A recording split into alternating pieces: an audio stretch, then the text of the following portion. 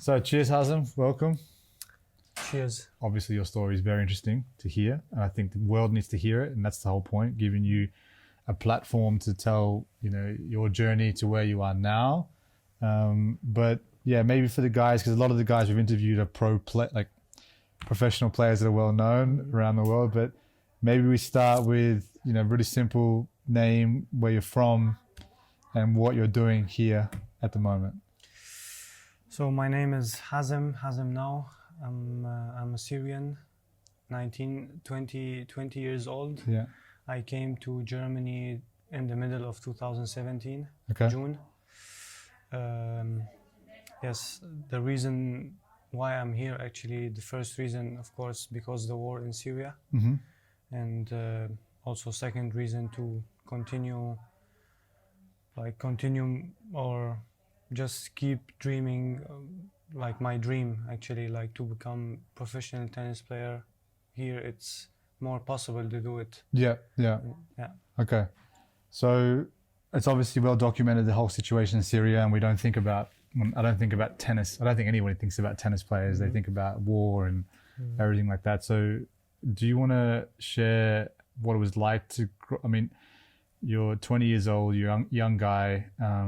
When you were born in Syria, was it always conflict, or were there nicer times when you were born and it just changed? What was it like for you growing up there? Actually, it was pretty normal. My father, actually, this is why I started to play tennis, because my father is a tennis coach. Okay. So normally in Syria it's a bit expensive to play tennis, because Syria, the economy and this kind of stuff, not that good. Yeah. So I was lucky that my father is a tennis coach, and I started to go with him since I'm 5 years old, just to go and play with the kids there in the complex, play with the wall. And I loved the sport, and I entered my first tournament there when I was 7 years old. Okay, and at that time there was no war. No, okay. The war started 2012. Actually, Okay, when I was 12 years old. 12 years old. Okay, Yes. So up until then you played tennis. You didn't travel outside of Syria until then. I played 2010. I won 2009 under 10 category in Syria. Okay. And then actually, before the war starts, the Syrian Tennis Federation and and other sports were going to improving in the way to of improving Okay, all yeah. the sports, and Okay. the federation they got interested, and they sent me 2010 to Tunisia. I played their Arabian Championship. Okay. Yes, that was my first Trip outside of Syria yes, to play exactly. tennis. Okay. And Yeah. I did well. There was 2 tournaments, doubles, I think, doubles and singles. I won the singles and semi-final doubles, Okay. which was really good for me. Mm-hmm. I believed in myself more, since I saw the other players from other countries, and also my father was I saw him also. I was a kid, I don't recognize that much, but he was also I felt that he wanted to Sure. work more and Okay. believe more. Okay. Yes. So then, I'm guessing the war. So a few years later, the war starts, right? Yeah. And then change. That Okay. was tough for all the sports, tough for Syria in total. Yeah. Not just athletes, I know. As a country, it happens. Yes. That's why I'm not talking about tennis now. You as a kid growing up, you had a good childhood, I guess, right? Yes. You enjoying playing tennis. Yes. War starts, and then how does that feel for you as a person from that nation? Or, because we see what we get in the media is completely different to what I see here in front of me right now. So this is a chance for us to have a conversation about the stereotype of people from Syria, right? So Yes, when the war started, was really difficult time for me, because the thing goes slowly bad and bad. The war since 2012 till 15 was always going high and high. yeah. and like after each 3 months, like something got changed because like we are not allowed to go to school. The courts got damaged once, so we stopped because they could also throw bombs again into the courts. Okay. And yeah, also like in the tennis was really also difficult for me because all the players which I was practicing with them before, they all went like go to Lebanon, or they went to, because of the war, Okay. They moved quickly. Okay. They moved quickly, but for me and my father, like my family, that was not like a choice. Okay. Because of financial Okay. thing. Yeah. And so you basically, anyone that had money mhm. left the country, even Most of them. most I of would them. say, Okay. yes. Yeah. Most Okay. of them. So they go to different countries, right? So they spread out. Mhm. So you're 12 years old. Mhm. That's 2012, right? Actually, yeah, 12. Yeah. Yeah. So you're born 2000. Mhm. 2012. You're 12 years old. 2017. 5 years later, you end up here in Germany. Yes. Okay. So what are you doing between 2012 and 2017 in the country, and how are you coping with it? Yes. Yeah. The practice, I stayed in Aleppo till end of 2014. I did Okay. my ninth class there, Okay. and during that time I was practicing the whole time with my father, Mm-hmm. playing a lot with the wall. Like, you know, the normal practice was that my father give me a new ball, and Okay. then he told me, I'm gonna come after 1 hour, I don't want to see the ball here. Okay. Yeah. So yeah, it was was a routine for me. Yeah. Like doing it every day was not the way I wanted, Yeah. and sometimes I was just going and like take the ball and just Okay. Yeah. Scrub it out against the. Okay. exactly, Yeah. Yeah. exactly, Okay. just, Just to make sure. but Okay. that was like also I was practicing most of the time with my father, Okay. Yeah. and during that time But I mean, like, what was it like to practice when there was bombs and stuff? Like, how does that work? we hear the sounds. We like, they are a little bit far. I would say it's not that far actually, 10 or to 8 kilometers. Okay. We are hearing bombs. Okay. Are you still practicing? Yes. After 1 year, in the beginning, like the first 6 months, everybody was really scared. But then we get used to it. Like everybody start to go to his normal life, even if there is war. Yes. Yeah, that was like the most. In Aleppo, I was practicing the whole time with my father, and also I got help from the federation. Okay. So even during the wartime, they were Yes. still helping you. Okay. Yes. Yeah. Because I was number 1 that time, under 14, Mm-hmm. and they sent me to play. There is West Asia, like the ITF doing this West Asia, and if you, I did well in 2014. Okay. I become number 1 in West Asia. Okay. And then like first 4 they qualify to play. It's like 3 groups. Third group is West Asia. Mm-hmm. Second group is South and East Asia, I think. Mm-hmm. I played in Thailand also. I become second. Okay. So each 4, like first 4 players, they qualify to the next group. Okay. Okay. And the last one was like Asia's Championship in 2014. I become 5th, I think. Yeah, 5th. It's 2 tournaments, 2 single tournaments, 2 doubles. Final in the first one, 3rd round, 2nd round, and the second one. And in total, like we collect points, and in total, you see your ranking in the end. Sure. And like the ATF, Asia Tennis Federation. They like the best 4 actually. They send them to Europe to play tournaments under 14 tennis Europe. Okay. Okay. And by like special special case, they took me also with them. Okay. And I went to I did 5 weeks here. I played 5 weeks tournaments in Europe. Okay, and you're 14 then. I was 14, yes. So like for you going out of your country and then coming out, was it the first time in Europe that you were? First time in Europe. So what was that like for you? Was it like? It was really different. Also, it was first time for me playing on clay. Okay. So I played all the tournaments on clay. It was really difficult for me, but was amazing. It was amazing experience to go with the team. I saw really good players there. Now they are like top 300, 200. Okay. I was with them same tournaments. Some of them I have still in touch. I'm still in touch with them. Yeah. It's something amazing that I was participating in this events. Sure. And, Sure. also after that, I start also to believe more in myself.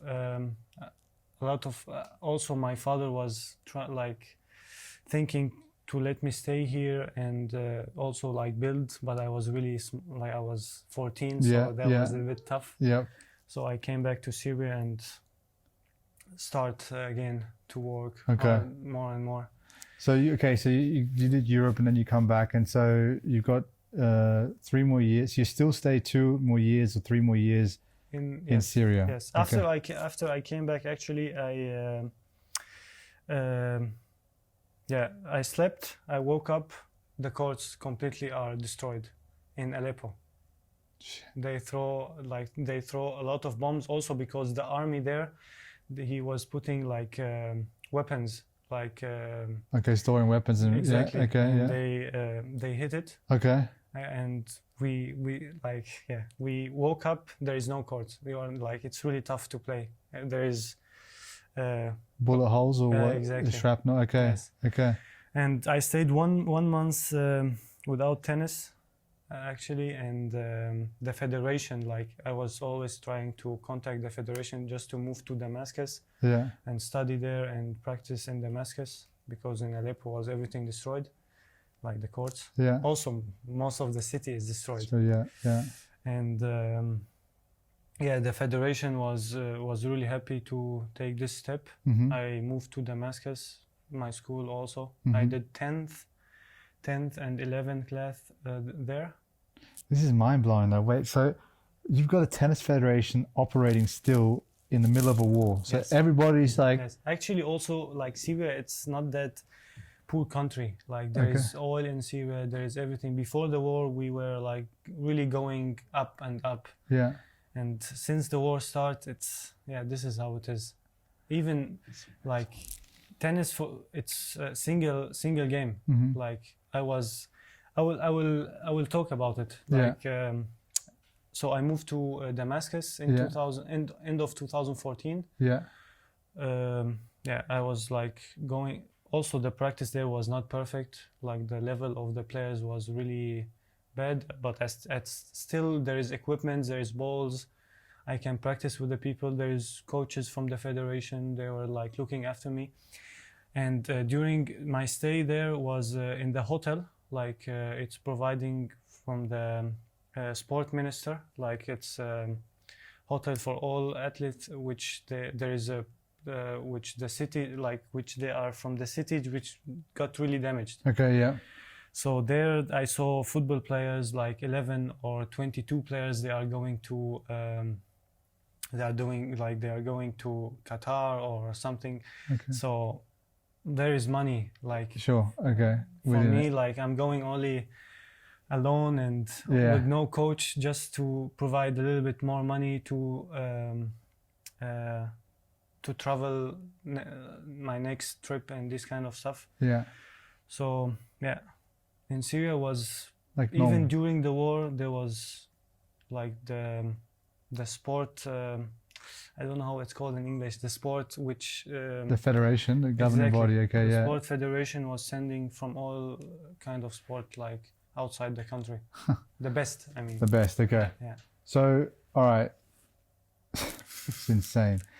Okay, so you're here now in Germany with your brother. He's your older brother, right? Yes, he's older. He plays tennis. He's pretty good. I saw him warming up with you. You're obviously the better one of the family, right? I guess maybe he doesn't want to hear that, but your mom, your parents live in Syria. Yes. Okay, So My mother is school teacher. okay. And my father is tennis trainer. Mhm. So basically before the war, my day was always going primary school. I was like under 12. Hmm.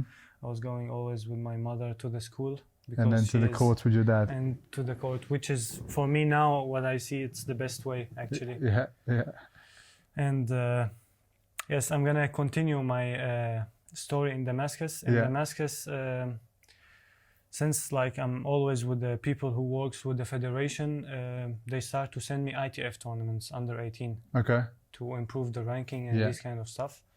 So in 2000, end of 2000, like in the beginning of my moving to Damascus, they sent me to play in Jordan, grade 5. Okay. I was 14, under 18. Okay. I did there really well. I made a final single and I won doubles. Yeah. Okay. Yeah. That was grade 5. And yeah, also I got now points and I was really excited. I was looking each Monday because each Monday they changed the rankings, ranking. yeah, And yeah. that was if I go down or go up. Yeah. And in 2000, like yeah, summer, I didn't play nothing till summer 2015. Mm-hmm. I was also doing school during that time, practicing in Damascus, and there also in this summer, my brother moved to Lebanon. Okay. My brother moved Okay, to he Lebanon. moved. Okay, yeah, yeah. Yes. And there also I stayed the whole summer with my brother in Lebanon. We played a lot of local tournaments. I played also, there's one ITF under 18. Okay. Also I won single and doubles, this is my second title with ITF under 18. And also then the federation also started to send me more and more to Iran, to Asia, like because the visa for us Syrians, it's much easier to go to, like Europe was that time is really tough to get visa. Also the level there is really tough. Yeah. So I collect a lot of points in Asia till end of 2017. Okay. I played also during like from 2012 till 2016. I was going each year with the team Davis Cup team. Juniors. Okay, yeah. Under 14, I went 3 times to under Junior Davis Cup. Under 16, I went also twice. Okay.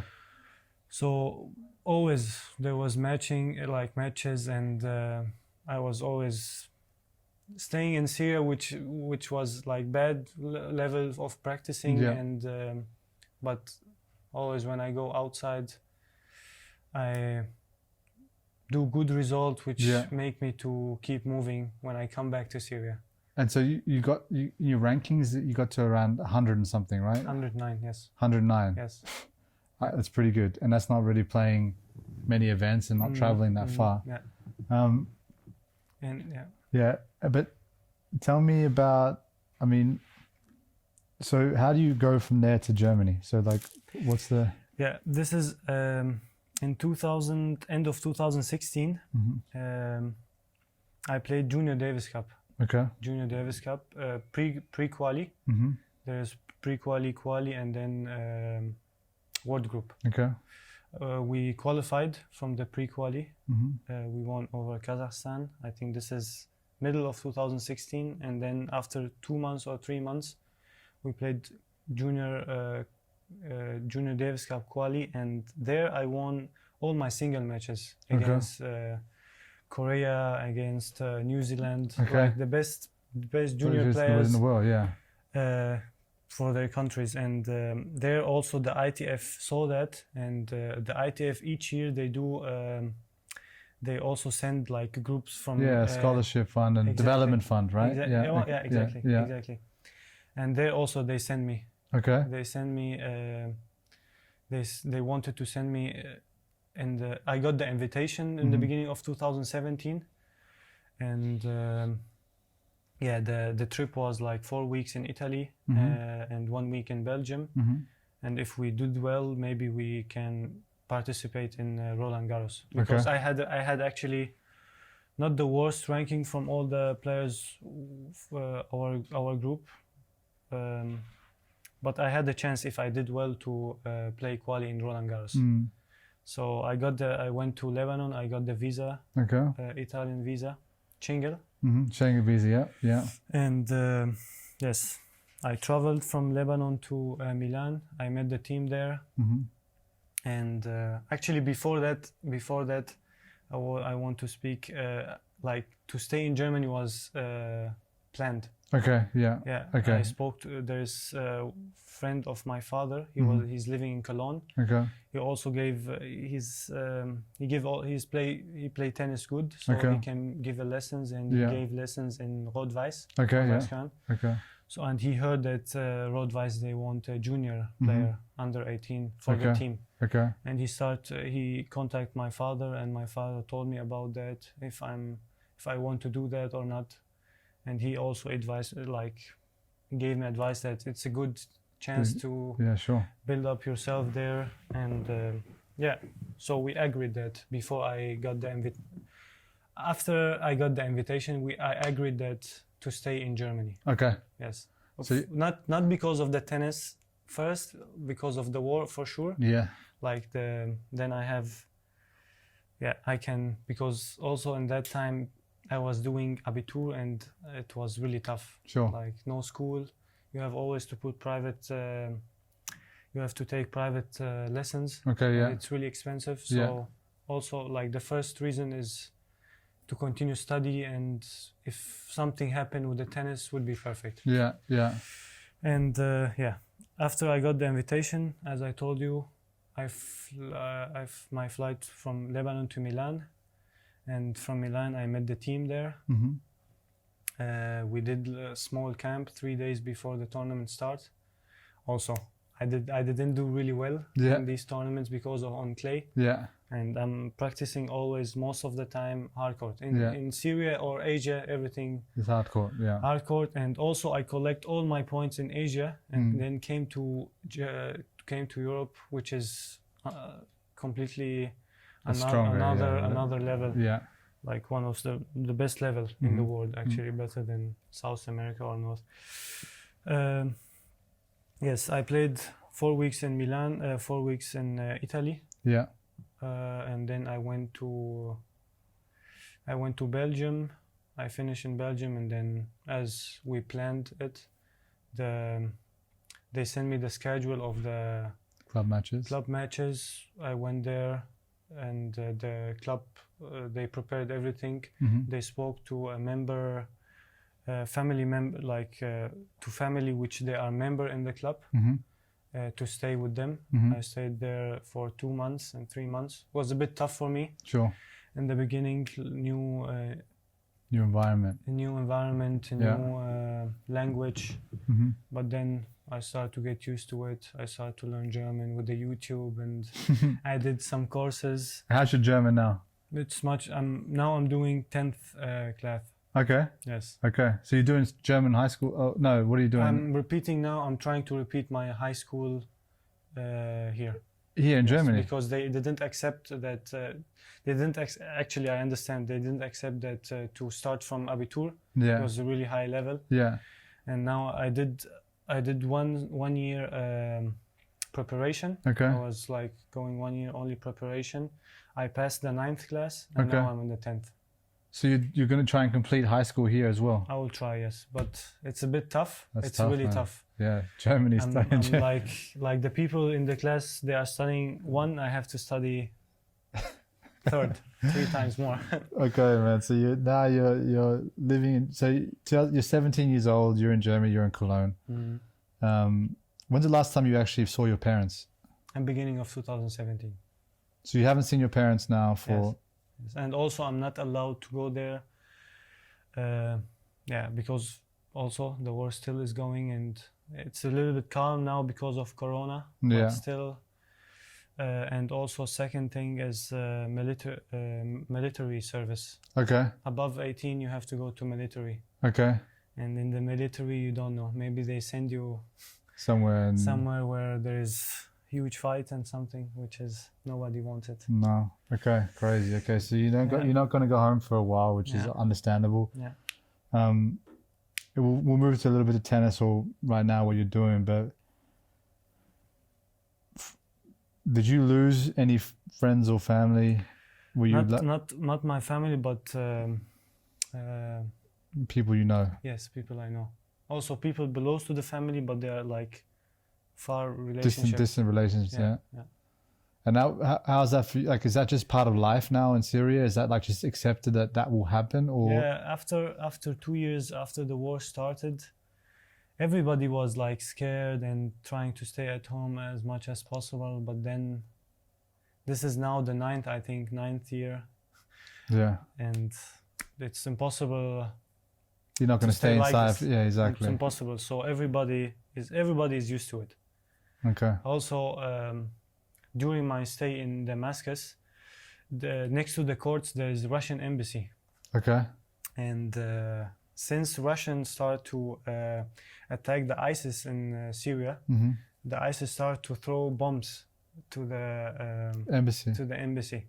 And once I was playing in center court with one of the coaches from the federation. They throw 2 bombs. One came court 5. It hit the coach and the student. And second one came, like, we escape after the first bomb. Yeah. And second bomb came, I would say 50 meters far from us. Okay. And I got rocket. Yeah, the shrapnel. Yes, exactly. Okay. I got it here in my hand. And yes, like always, every day. You can film it, man. Can you get it? I don't know if you get close to that bit. Yes, every. You show them the camera. Yeah, here. Every day, it's always dangerous because they always want to hit the embassy. Yeah. And so you can't. Yes, like every day you don't know, you know. It was really tough. Yes. So Germany's a little bit different. I mean, you're in Germany now, and they're complaining because of coronavirus to stick inside, right? Yeah. So this is like nothing for you, right? Yes, actually, once I was sitting with my brother, and I don't know why we said that. We were doing comparing between the war and Corona. Yeah. And there is no comparison. You cannot compare it because here you can go out, you can buy food. There a lot of times in Syria because in Aleppo especially, like they did circle around the Syrian army, so everything, it was really tough to get inside, food and electricity, water and electricity. This was really bad. Sometimes I didn't play tennis because there is no water, you know, like it's not good to like sweat and this and then kind not of drink stuff. water. Yes. That's mental, man. Yeah. That's crazy. When I hear these stories, and I think, you know, this is why I want people to hear the story, because, you know, and we'll move on to some brighter stuff, because you're actually a very talented tennis player. And I know Ramiz, who was on this show, talked about you. Tim, that just here, said that you schooled him, and asked him, Tim, come on, give me the truth. Can Hazem play tennis? He's a baller. And he goes, he's a baller. He can play, right? So now Dustin gave a lot of players a chance. He was the one who sort of, you know, it was the idea I had, and I'm organizing, hosting it, but Dustin was the one that pulled all the players in, right? He calls me and said, I want to give this kid a chance, right? He deserves a chance. He deserves a chance more than the other people. And I'm like, Dustin, can he play? I'm not sure, because, you know, we have to have a certain standard. And Dustin's like, no, trust me, give this kid a chance.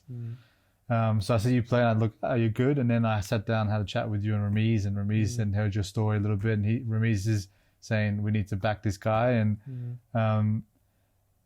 you know, tennis is a sport, it's expensive, right? Okay. And we have this little bit of window where we're able to not give you, but you're earning more money probably doing this than most pros, or let's say guys in that ranking. And you're also beating guys that are 300s in the ranking, right? So if I look at you, you have no points because you don't have enough money to travel. So you stay around Germany cleaning up the money tournaments, right? And then you also, you have a German ranking of like 40. What's your German ranking? 45. Okay. Yes. You just play German tournaments. Yes.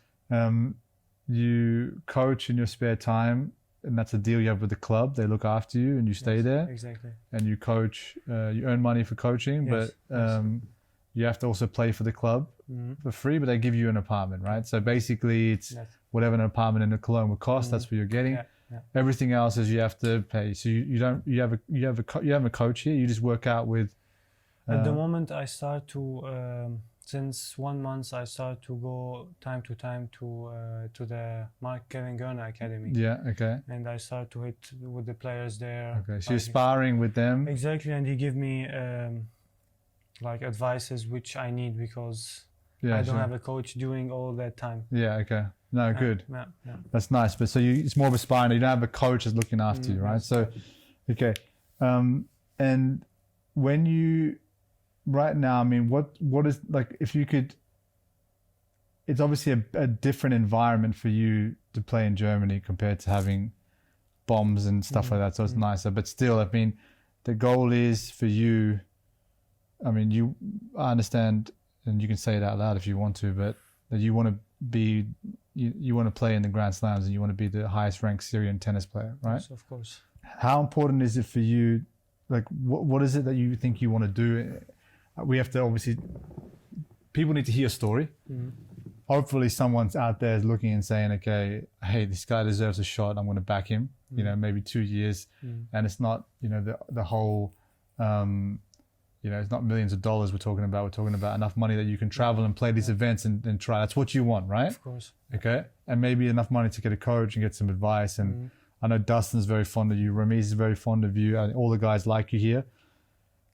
Is that why coming to Germany? Next step is you need to try and play futures and get points so that you can get up the ranking. Is that what you want to do?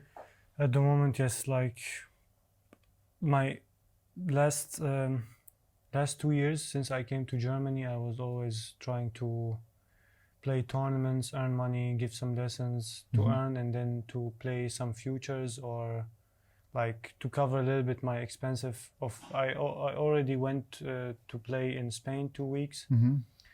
I one of them I passed the quali and I played against seed player. Also, this is sometimes the stuff. Yeah, exactly. You have to try and try and try. Yeah. Yes. So always for me, I'm trying always to play local tournaments, earn money, and give some lessons, which I like. I prefer to play local tournaments and earn money because then you play. Yeah, exactly. Yeah, but you don't. You're giving lessons to earn money. Giving lessons, this is a little bit tough, especially with the kids. Orange ball, green balls, which is like kill your feel, your timing and feeling. Yeah. Exactly. So, yes, and this is which I'm really like blessed that I'm playing here at the moment because here I can play with the good players. Yeah. Also, good connection and. I can earn money at the same time. Yeah. Yes. You don't know this, but we've extended our contract with Sport Radar, so I'm going to invite you back to do some other events soon as well. So that's you're officially invited now for the other events, which is nice. But I mean, this is what for me it's been eye opener because Dustin said that you're good, but then I actually saw you on court, and the first couple of matches was like, I'm not too sure, and then I'm looking at you, and then you got something that's talented. So, I mean. The story is unbelievable, right? And I think someone needs to help you. We're going to try and use our platform and our connections to help you, obviously. Because not even because of the other sad story, because I think there's more positives to come out of it. I think there's going to be some cool stuff that you can do. Yeah, actually, I'm like always when I'm stepping on court here and playing, I just like I have something. Always, I keep it on my mind that I all these things that I've been through. Now I'm in Germany. It doesn't matter if bad day or now I'm in Germany playing tennis, playing against Dustin last week, which I saw him 2015 in Syria playing against Nadal. I'm now with him in the same tournament and you're competing. But you feel like you belong, right? I think for you belong here, right? Yes. Now I'm really like doesn't matter what's gonna happen. I'm just really happy. Like, always. Yeah, that's nice. Yes. We can tell it comes across. In your demeanor and the way you walk and the way around the players, you can see it. But I also think like when you go on court, you compete hard, and I think this perspective is actually a massive talent for you that you can, no matter what happens, nothing's worse than where you've come from. So that means it's only up for you, you know. And this is the thing Tim was saying about. He was always saying there's always that, it can be better because it can't get worse, right? Because what's the worst that can happen? You lose a match, okay, right? But at home, what can happen? That bomb could have landed 5 meters closer to you, Yes, and then you wouldn't even be came sitting not here. in my hand, came somewhere else. Exactly. Which, Yeah, and then you're done. You know. So, I mean, dude, it's a crazy story. Yeah, and I'm so glad I got to meet you, Me and too. I wanted to hear your story.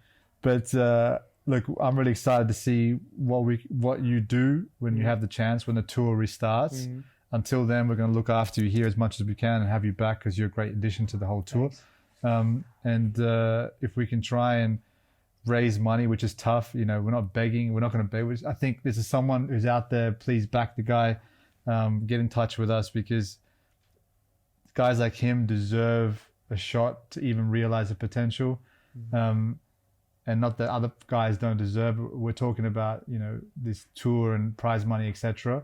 I think things need to happen that we can help players like this. And it's not about his religion. I mean, we had that conversation about other stuff and there's all these other politics, but right, it's tennis. You're a tennis player. Exactly. And when you're on the court, you know, these things help me a lot here also.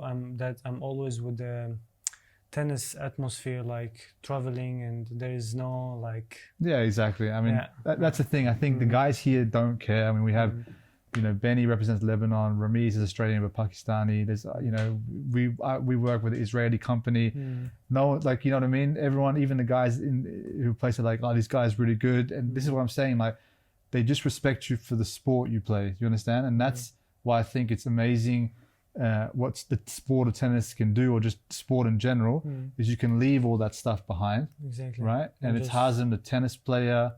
Your stories, obviously, we don't want to forget where you come from. You're Syrian and there's a war background, but on the court, it's just you, the tennis ball, and competing, right? And and that's what we want to make sure that you can do, hopefully for a few more years to come. You're a young guy, 20. I think, honestly, like looking at you right now, if you play on the tour and you had like a solid 6 months, you'd be 300, 400 pretty comfortably, I would say. Yeah.